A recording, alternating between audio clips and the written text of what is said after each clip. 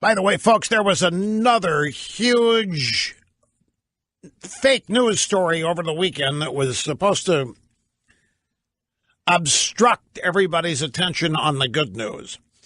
There were two of them. The first story that it dominated everything. Trump's going to fire Mueller by Friday. Democrat Congresswoman Jackie Speier says she's heard Trump's going to fire Mueller by Christmas, and that became the news. Saturday, Sunday, on the Sunday shows into this morning, it became the news. It became all anybody was talking about. On the verge of tax reform, adding to the already growing, burgeoning economy that we are experiencing now. And there is loads of other good news. Optimistic things are happening all over, and they are going to be damned if they report any of it to you. There was a second story that had everybody captivated, and it was a story that the Trump administration had ordered the Centers for Disease Control to stop using 7 words in next year's budget documents. Now, when I first saw this story, I said, this is caca. This has to be totally made up caca. And then when I was reading my tech blogs later today and saw the outrage there over this, because these tech bloggers all think that they're Einstein scientists. And by the way, more on that. This is, I can't wait to get to this. But I got ahead of myself. When I read the outrage, the obscenity-filled outrage over this, I said, this has to be caca. This cannot possibly be true because this doesn't make any sense. There was a story that the Trump administration had banned the CDC from using these 7 words or phrases in next year's budget documents: fetus, transgender, vulnerable, entitlement, diversity, evidence-based, and science-based. This story first appeared on Friday in the Washington Post. And as I say, I saw it reacted to with obscenity-laden posts on my tech blogs, which I immediately realized dumb, stupid liberals believing this because they think Trump is this stupid. But a careful examination, why would the CDC be commanded to stop using the word fetus in budget documents? Transgender, vulnerable, entitlement, diversity. All of these things are sacred to the left, except fetus. That's the one word in this list of 7 that doesn't belong there if it's a list designed to tick off well. By not using the word fetus, the left should be happy. There's no such thing as a fetus in their lexicon. A fetus is unviable tissue mass or is an illness. Well, anyway, the director of the CDC, Brenda Fitzgerald, addressed the report and said this isn't true. She said in a series of tweets on Sunday that there are no banned words and emphasized that the CDC is committed to data-driven science. This story wanted you to believe that Trump ordered evidence-based and science-based as words not to be used in budget documents, and diversity, and vulnerable, and transgender, and entitlement. I'm telling you the truth. I knew this was bogus. I knew it was either made up or purposely misreported. Exactly when I saw the tech blogs, they lapped it up like it was the same thing as 1 + 1 = 2. They lapped it up. They believed it. They got obscenely angry. But it doesn't pass any kind of a test. It makes no sense whatsoever. Its starting point is much the same as your starting point on Trump and collusion with Russia. You're so immersed in it that you believe it. Okay, you get so immersed that Trump hates science because of his opposition to climate change. And Trump hates diversity because he's a racist. And Trump hates transgenders because he's a homophobe. And Trump hates entitlements because he's conservative. And Trump hates diversity because he's a racist.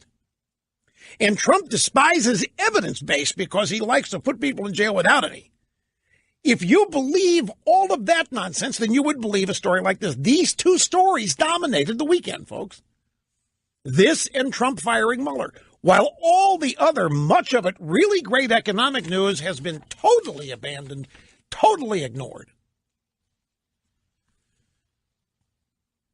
In another one of my tech blogs, I don't know how many of you people are aware of this, but an asteroid flew right by Earth not long ago, closer than it was predicted to fly. Did you read about this? It wasn't what? Well, no, it was detected by who? Well, no, it was detected. It's actually a couple months ago, a really, really weird asteroid flew through the solar system. And it looked nothing. I'm reading from a tech blog here, by the way. You won't just listen to this. It looked nothing like it. I got to tell you, these people all believe that because they're in tech, these are tech journalists, that they are scientists extraordinaire, that they're brilliant, that they are advanced, and that it's a special. Stephen Hawking is God. Neil deGrasse Tyson is God Jr. Carl Sagan's God Emeritus. Elon Musk is the God of God. I mean, it's incredible. Steve Jobs is the first son of God. Bill Gates is a dork. I mean, it goes on and on and on. These people are just... Anyway, a couple of months back, a really, really weird asteroid flew through our solar system. It looked nothing like any object humanity had ever spotted in space. It was moving fast. First, it was identified as a comet, then an asteroid, and most recently, scientists have been wondering if maybe it was actually an alien spacecraft. Folks, this is a serious blog post. I am not... You may laugh as you hear this, but the people that wrote this is God serious.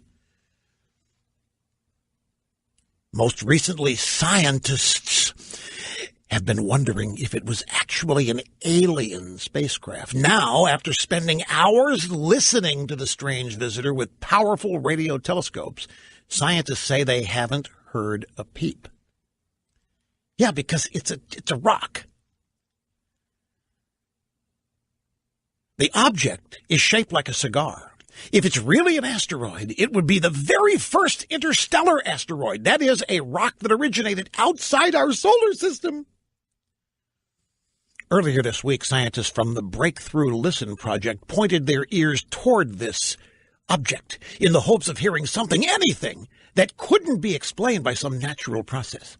After a preliminary review of the data, they haven't found anything that would suggest the object is actually an alien probe.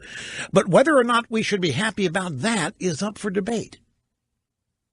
An alien probe was what they seriously considered that rock to be. And then the rest of the post is devoted to what if it was. Humanity has been hastily attempting to make contact with intelligent extraterrestrial civilizations for decades now. We've sent spacecraft out of our solar system with directions on where to find us and shortwave radio messages to distant stars in the hopes that someone is listening. If we're going to meet aliens, these are probably our best shots at making first contact. But should we even be trying? Many scientists, every scientist, with an itch to find alien life has a counterpart who fears what that meeting may bring. Many astronomers and physicists, including Stephen Hawking, have warned that contact aliens could result in the utter destruction of mankind. Stephen Hawking has warned contacting aliens could result in the utter destruction of mankind. Why? Hang on. We simply don't know whether intelligent beings living elsewhere in the universe will see us as a friendly neighbor, a threat, or simply a nuisance that should be wiped out simply because we annoy them. Hawking said such advanced aliens would perhaps become nomads, looking to conquer and colonize whatever planets they could reach. If so, it makes sense for them to exploit each new planet for material to build more spaceships so they could move on. Who knows what the limits would be? Are you kidding me? All of this from a passing rock shaped like a cigar.